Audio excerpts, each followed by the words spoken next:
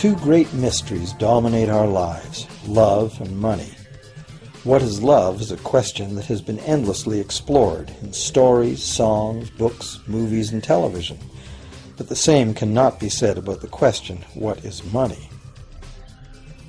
It's not surprising that monetary theory hasn't inspired any blockbuster movies, but it was not even mentioned at the schools most of us attended. For most of us, the question, where does money come from, brings to mind a picture of the mint printing bills and stamping coins.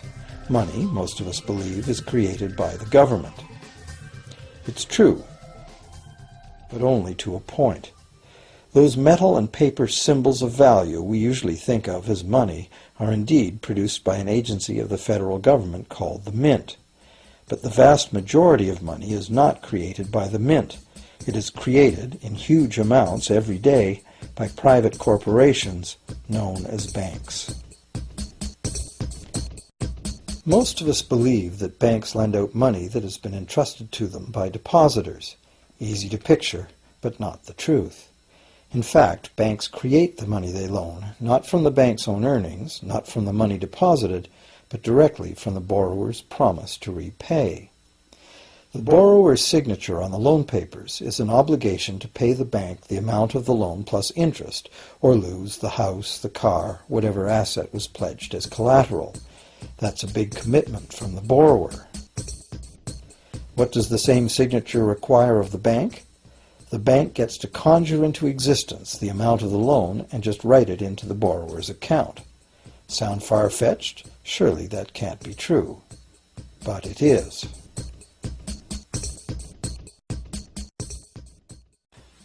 To demonstrate how this miracle of modern banking came about, consider this simple story, the goldsmith's tale. Once upon various times, pretty much anything was used as money. It just had to be portable, and enough people had to have faith that it could later be exchanged for things of real value, like food, clothing, and shelter. Shells, cocoa beans, pretty stones, even feathers have been used as money. Gold and silver were attractive, soft, and easy to work with, so some cultures became expert with these metals. Goldsmiths made trade much easier by casting coins, standardized units of these metals whose weight and purity was certified. Well, to protect his gold, the goldsmith needed a vault, and soon his fellow townsmen were knocking on his door, wanting to rent space to safeguard their own coins and valuables. Before long, the goldsmith was renting every shelf in the vault and earning a small income from his vault rental business. Years went by, and the goldsmith made an astute observation. Depositors rarely came in to remove their actual physical gold, and they never all came in at once. That was because the claim checks the goldsmith had written as receipts for the gold were being traded in the marketplace as if they were the gold itself. This paper money was far more convenient than heavy coins, and amounts could simply be written instead of laboriously counted one by one for each transaction. Meanwhile, the goldsmith had another business. He lent out his gold, charging interest. Well, as convenient claim check money came into acceptance, borrowers began asking for their loans in the form of these claim checks instead of the actual metal. As industry expanded, more and more people asked the goldsmith for loans. This gave the goldsmith an even better idea. He knew that very few of his depositors ever removed their actual gold, so the goldsmith figured he could easily get away with lending out claim checks against his depositors' gold, in addition to his own. As long as the loans were repaid, his depositors would be none the wiser and no worse off, and the goldsmith, now more banker than artisan, would make a far greater profit than he could by lending only his own gold. For years, the goldsmith secretly enjoyed a good income from the interest earned on everybody else's deposits. Now a prominent lender, he grew steadily richer than his fellow townsmen, and he flaunted it. Suspicions grew that he was spending his depositors' money. His depositors got together and threatened withdrawal of their gold if the goldsmith didn't come clean about his newfound wealth. Contrary to what one might expect, this did not turn out to be a disaster for the goldsmith. Despite the duplicity inherent in his scheme, his idea did work. The depositors had not lost anything. Their gold was all safe in the goldsmith's vault. Well, rather than taking back their gold, the depositors demanded that the goldsmith, now their banker, cut them in by paying them a share of the interest. And that was the beginning of banking. The banker paid a low interest rate on deposits of other people's money that he then loaned out at a higher interest. The difference covered the bank's cost of operation and its profit. The logic of this system was simple, and it seemed like a reasonable way to satisfy the demand for credit. However, this is not the way banking works today.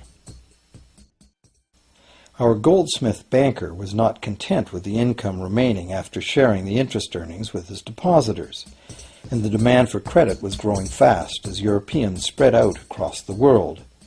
But his loans were limited by the amount of gold his depositors had in his vault. That's when he got an even bolder idea. Since no one but himself knew what was actually in his vaults, he could lend out claim checks on gold that wasn't even there. As long as all the claim check holders didn't come to the vault at the same time and demand real gold, how would anyone find out? This new scheme worked very well, and the banker became enormously wealthy on the interest paid on gold that did not exist. The idea that the banker would just create money out of nothing was too outrageous to believe, so for a long time the thought did not occur to people. But the power to just invent money went to the banker's head, as you can well imagine. In time, the magnitude of the banker's loans and his ostentatious wealth did trigger suspicions once again. Some borrowers started to demand real gold instead of paper representations. Rumors spread. Suddenly, several wealthy depositors showed up to remove their gold. The game was up. A sea of claim check holders flooded the street outside the closed doors of the bank. Alas, the banker did not have enough gold and silver to redeem all the paper he had put into their hands. This is called a run on the bank, and it is what every banker dreads. This phenomenon of a run on the bank ruined individual banks and, not surprisingly, damaged public confidence in all bankers. It would have been straightforward to outlaw the practice of creating money from nothing. But the large volumes of credit the bankers were offering had become essential to the success of European commercial expansion, so instead the practice was legalized and regulated. Bankers agreed to abide by limits on the amount of fictional loan money that could be lent out. The limit would still be a number much larger than the actual value of gold and silver in the vault. Quite often the ratio was 9 fictional dollars to 1 actual dollar in gold. These regulations were enforced by surprise inspections. It was also arranged that, in the event of a run, central banks would support local banks with emergency infusions of gold. Only if there were runs on a lot of banks simultaneously would the banker's credit bubble burst and the system come crashing down.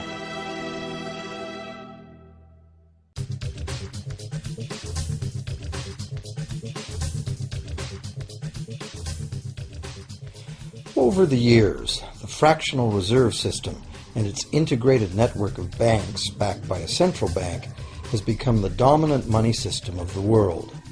At the same time, the fraction of gold backing the debt money has steadily shrunk to nothing. The basic nature of money has changed. In the past, a paper dollar was actually a receipt that could be redeemed for a fixed weight of gold or silver. In the present, a paper or digital dollar can only be redeemed for another paper or digital dollar. In the past, privately created bank credit existed only in the form of private banknotes, which people had the choice to refuse, just as we have the choice to refuse someone's private check today. In the present, privately created bank credit is legally convertible to government-issued fiat currency, the dollars, loonies, and pounds we habitually think of as money. Fiat currency is money created by government fiat or decree, and legal tender laws declare that citizens must accept this fiat money as payment for debt, or else the courts will not enforce the obligation. So now the question is, if governments and banks can both just create money, then how much money exists? In the past, the total amount of money in existence was limited to the actual physical quantities of whatever commodity was in use as money. For example, in order for new gold or silver money to be created, more gold or silver had to be found and dug out of the ground. In the present, money is literally created as debt. New money is created whenever anyone takes a loan from the bank. As a result, the total amount of money that can be created has only one real limit: the total level of debt.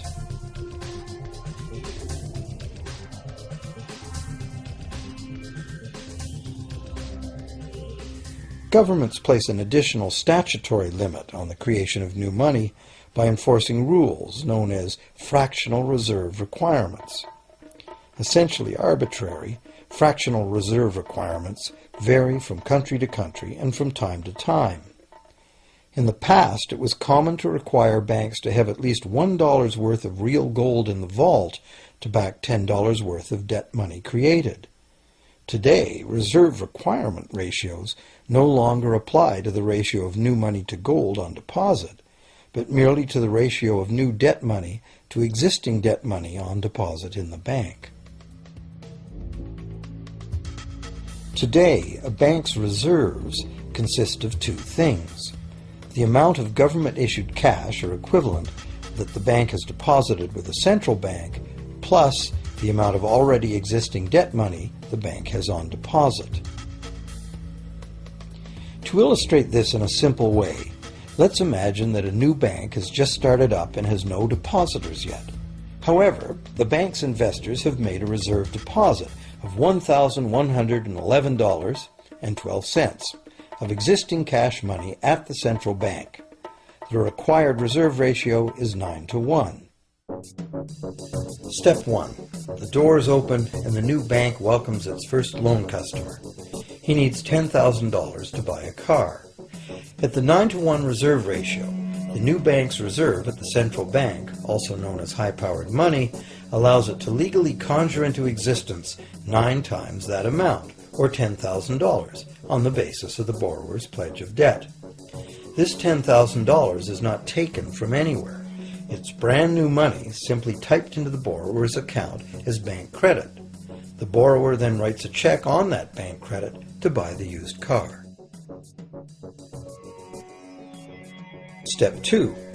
The seller then deposits this newly created $10,000 at her bank.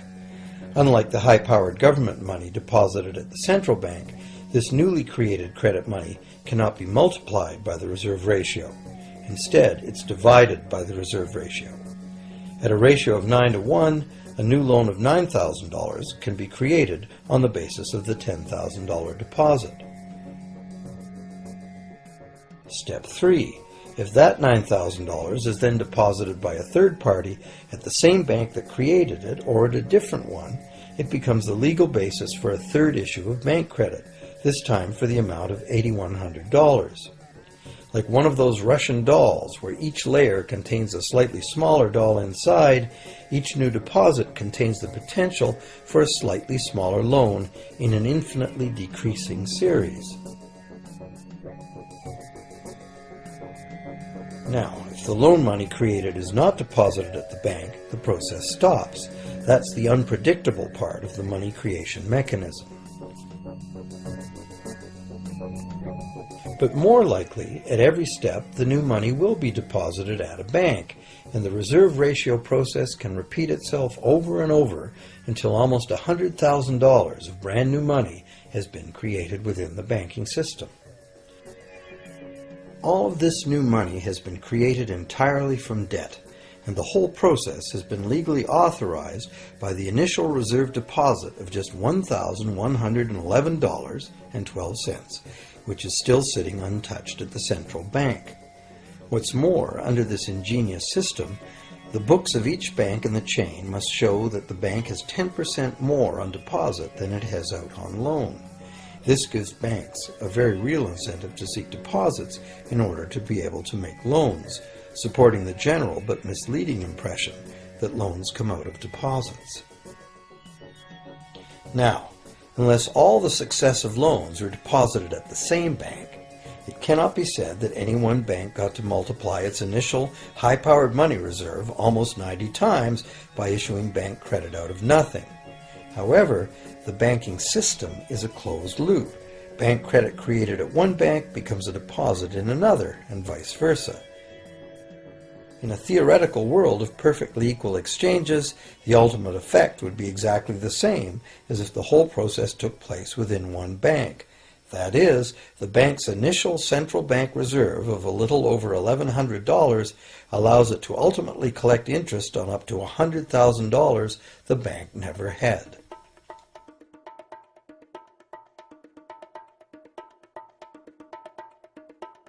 If that sounds ridiculous, try this. In recent decades, as a result of steady lobbying by the banks, the requirements to make a reserve deposit at the nation's central bank have all but disappeared in some countries, and actual reserve ratios can be much higher than 9-to-1. For some types of accounts, 20-to-1 and 30-to-1 ratios are common. And even more recently, by using loan fees to raise the required reserve from the borrower, banks have now found a way to circumvent reserve requirement limitations entirely. So, while the rules are complex, the common sense reality is actually quite simple. Banks can create as much money as we can borrow.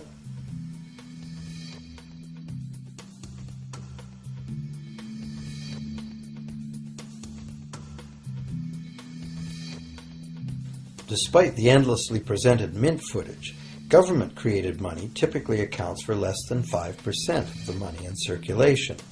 More than 95% of all money in existence today was created by someone signing a pledge of indebtedness to a bank.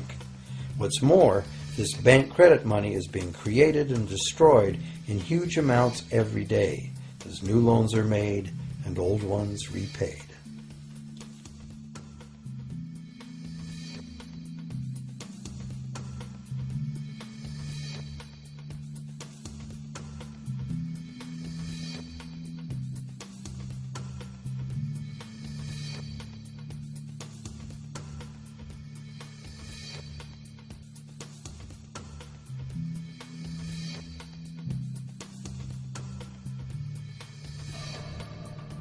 Banks can only practice this money system with the active cooperation of government.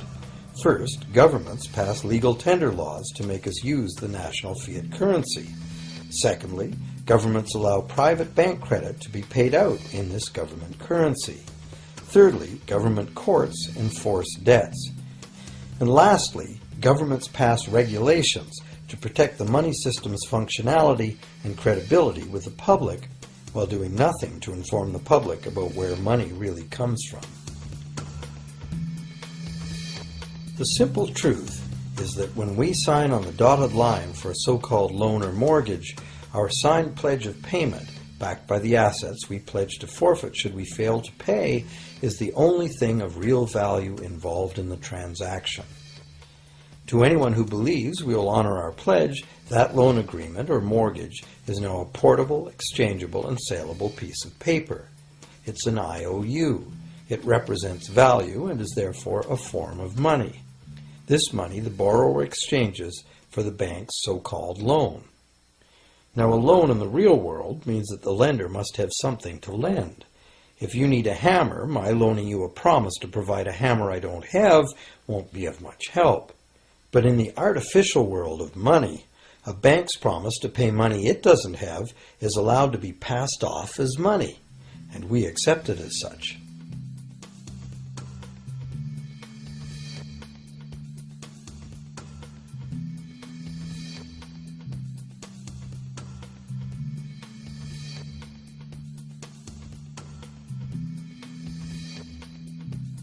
Once the borrower signs the pledge of debt, the bank then balances the transaction by creating, with a few keystrokes on a computer, a matching debt of the bank to the borrower. From the borrower's point of view, this becomes loan money in his or her account, and because the government allows this debt of the bank to the borrower to be converted to government fiat currency, everyone has to accept it as money. Again, the basic truth is very simple. Without the document the borrower signed, the banker would have nothing to lend. Have you ever wondered how everyone, governments, corporations, small businesses, families, can all be in debt at the same time and for such astronomical amounts? Have you ever questioned how there can be that much money out there to lend? Now you know. There isn't. Banks do not lend money. They simply create it from debt. And as debt is potentially unlimited, so is the supply of money. And as it turns out, the opposite situation is also true. Isn't it astounding that despite the incredible wealth of resources, innovation, and productivity that surrounds us, almost all of us, from governments to companies to individuals, are heavily in debt to bankers? If only people would stop and think, how can that be? How can it be that the people who actually produce all the real wealth in the world are in debt to those who merely lend out the money that represents the wealth? Even more amazing is that once we realize that money really is debt, we realize that if there was no debt, there'd be no money.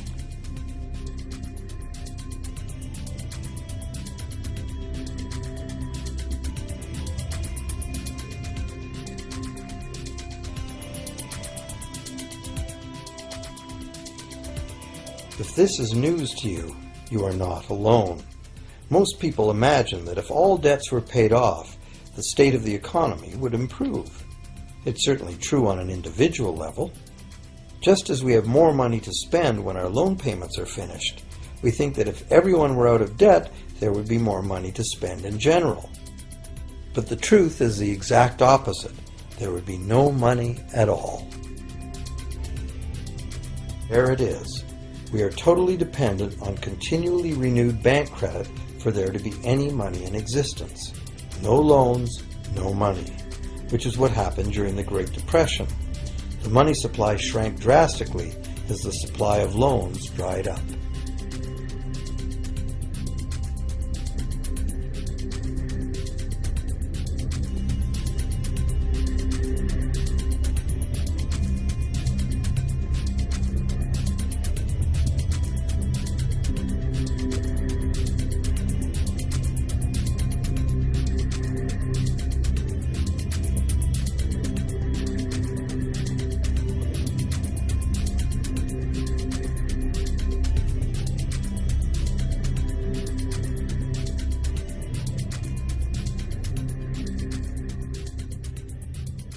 And that's not all. Banks create only the amount of the principal. They don't create the money to pay the interest. Where is that supposed to come from? The only place borrowers can go to obtain the money to pay interest is the general economy's overall money supply. But almost all that overall money supply has been created exactly the same way, as bank credit that has to be paid back with more than was created. So everywhere there are other borrowers in the same situation, frantically trying to obtain the money they need to pay back both principal and interest from a total money pool which contains only principal. It is clearly impossible for everyone to pay back the principal plus interest because the interest money doesn't exist. This can even be expressed by a simple mathematical formula. The big problem here is that for long-term loans, such as mortgages and government debt, the total interest far exceeds the principal. So unless a lot of extra money is created to pay the interest, it means a very high proportion of foreclosures and a non-functioning economy. To maintain a functional society, the rate of foreclosure needs to be low.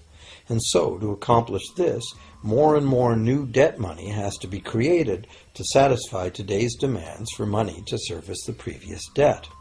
But of course, this just makes the total debt bigger, and that means more interest must ultimately be paid, resulting in an ever-escalating and inescapable spiral of mounting indebtedness.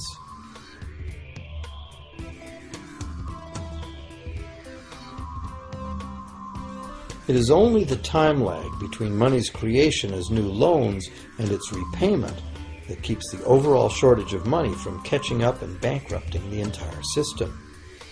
However, as the bank's insatiable credit monster gets bigger and bigger, the need to create more and more debt money to feed it becomes increasingly urgent. Why are interest rates so low? Why do we get unsolicited credit cards in the mail? Why is the U.S. government spending faster than ever? Could it be to stave off collapse of the entire monetary system? A rational person has to ask, can this really go on forever? Isn't a collapse inevitable?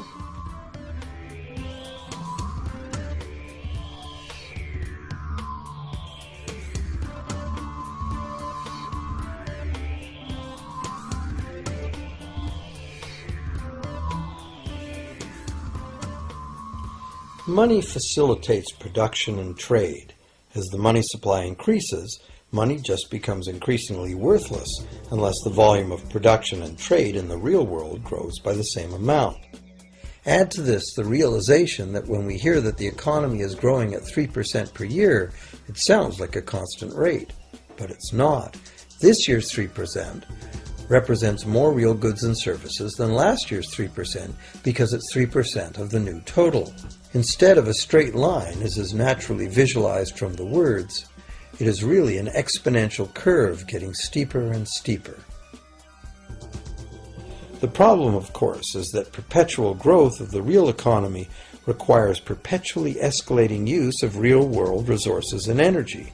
More and more stuff has to go from natural resource to garbage every year, forever, just to keep this system from collapsing.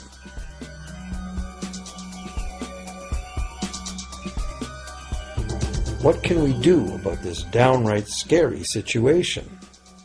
For one thing, we need a very different concept of money. It's time more people ask themselves and their governments 4 simple questions. Around the world, governments borrow money at interest from private banks. Government debt is a major component of total debt, and servicing that debt takes a big chunk of our taxes. Now we know that banks simply create the money they lend, and that governments have given them permission to do this. So the first question is, why do governments choose to borrow money from private banks at interest when government could create all the interest-free money it needs itself? And the second big question is, why create money as debt at all? Why not create money that circulates permanently and doesn't have to be perpetually reborrowed at interest in order to exist?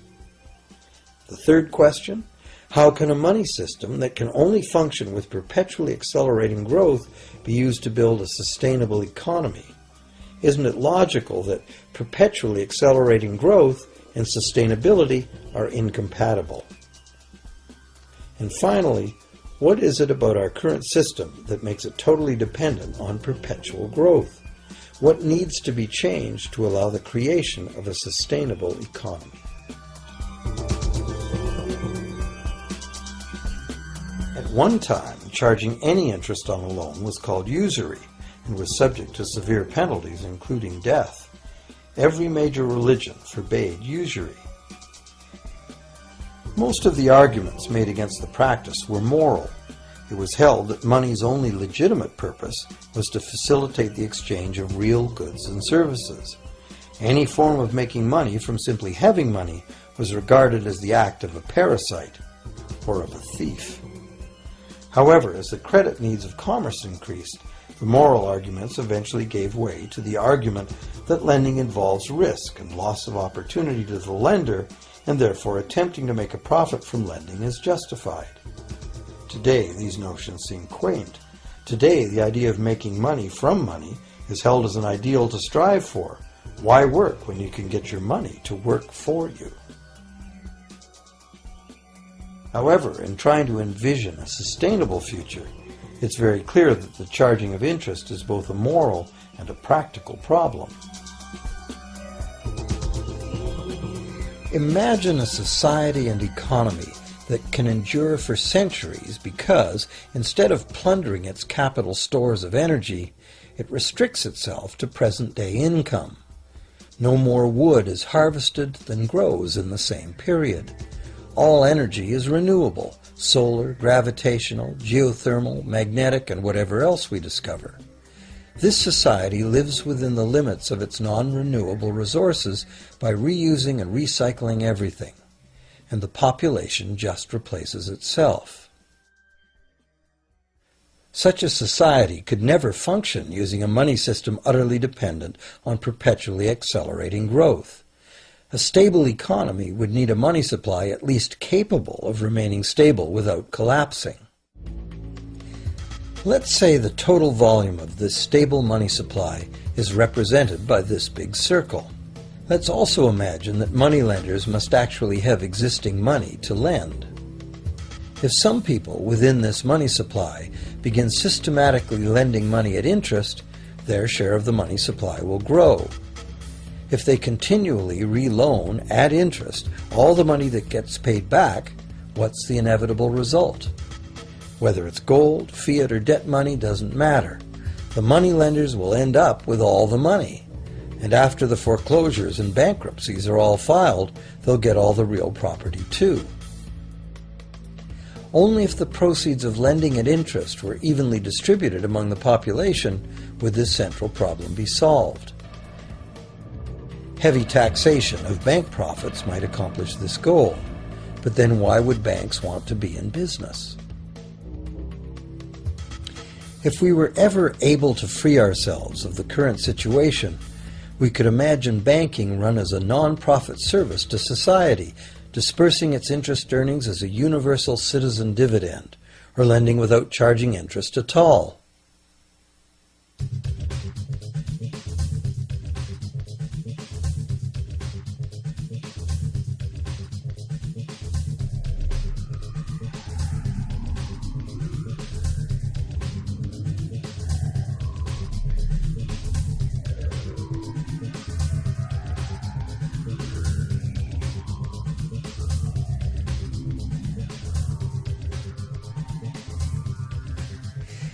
If it is the fundamental nature of the system that causes the problems, tinkering with the system cannot ever solve those problems.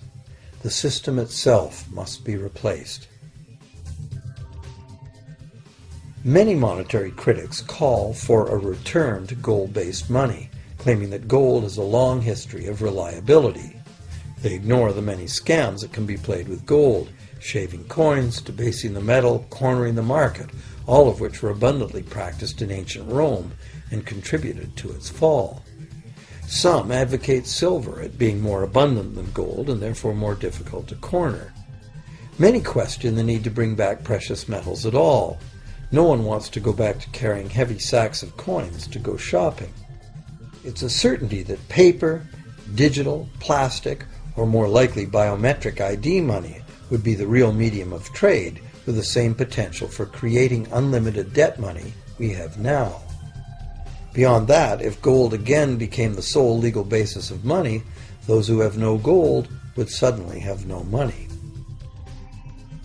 Other monetary reform advocates have concluded that greed and dishonesty are the main problems, and that there may be better ways to create an honest and equitable money system than returning to silver or gold. Inventive minds have proposed a variety of alternate ways to create money. Many private barter systems create money as debt, much as banks do, but it is done openly and without charging interest. An example is a barter system in which debt is expressed as pledges of hours of work, all work being valued equally at a dollar figure that then allows hours to be equated with the dollar price of goods.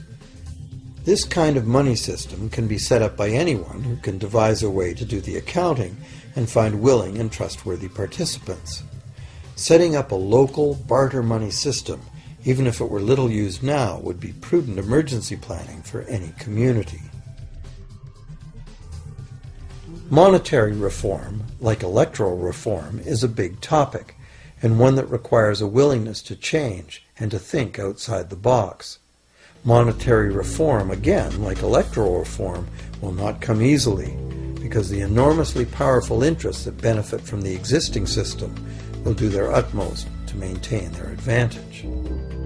Now that we've seen that money is just an idea, and that in reality money can be whatever we make it, here's one very simple alternative monetary concept to consider. This model is based on systems that have worked in the past, in England and America, systems that were undermined and destroyed by the goldsmith bankers and their fractional reserve system.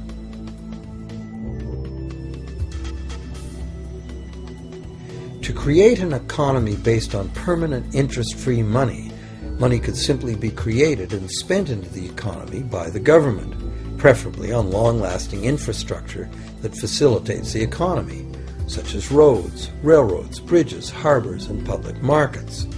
This money would not be created as debt, it would be created as value, that value being in the form of whatever it was spent on.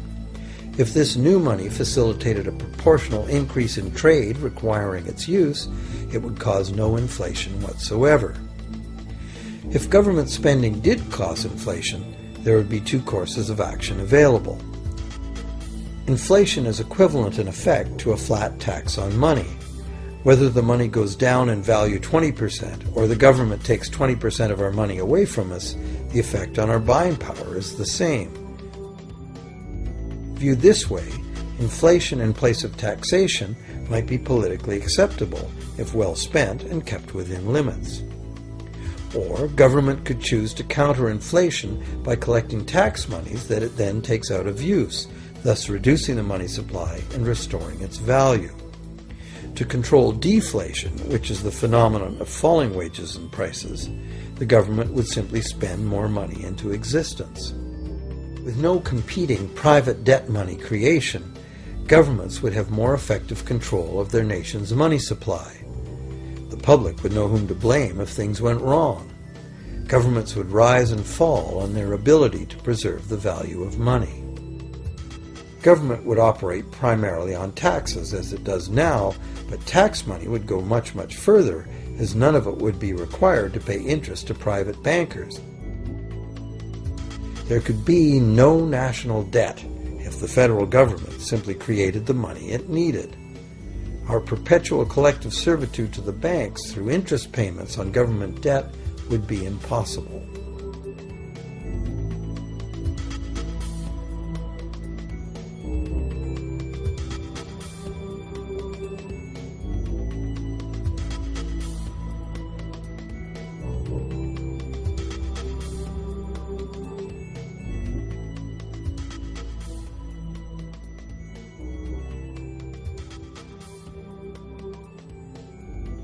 What we have been taught to believe as democracy and freedom has become in reality an ingenious and invisible form of economic dictatorship.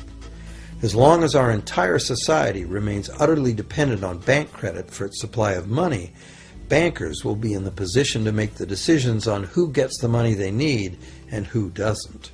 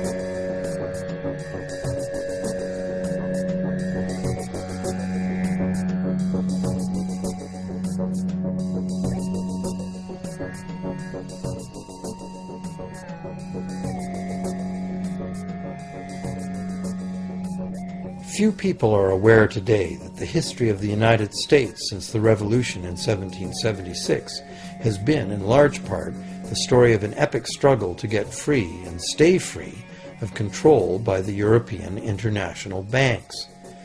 This struggle was finally lost in 1913, when President Woodrow Wilson signed into effect the Federal Reserve Act, putting the international banking cartel in charge of creating America's money.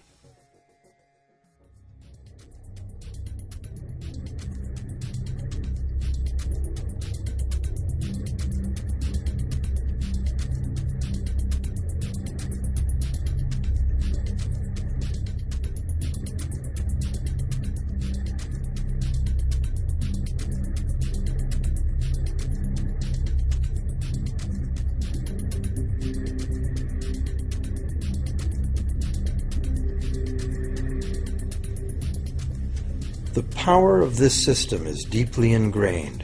So is the educational and media silence on the subject. Years ago, a Canadian Deputy Prime Minister surveyed scores of non-economists, both highly educated professionals and common-sense people on the street, and found that not one of them had an accurate understanding of how money is created. In fact, it's probably safe to say that most people, including the frontline employees of banks, have never given the matter a moment's thought. Have you?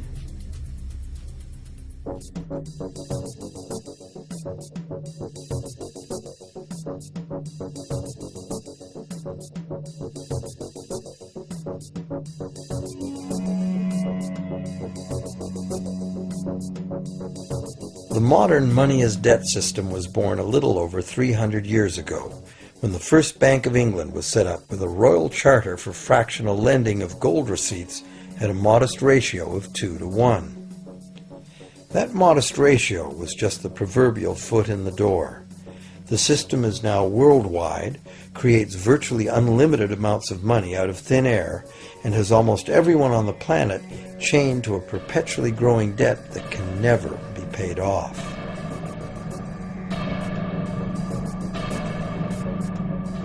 Could it have all happened by accident?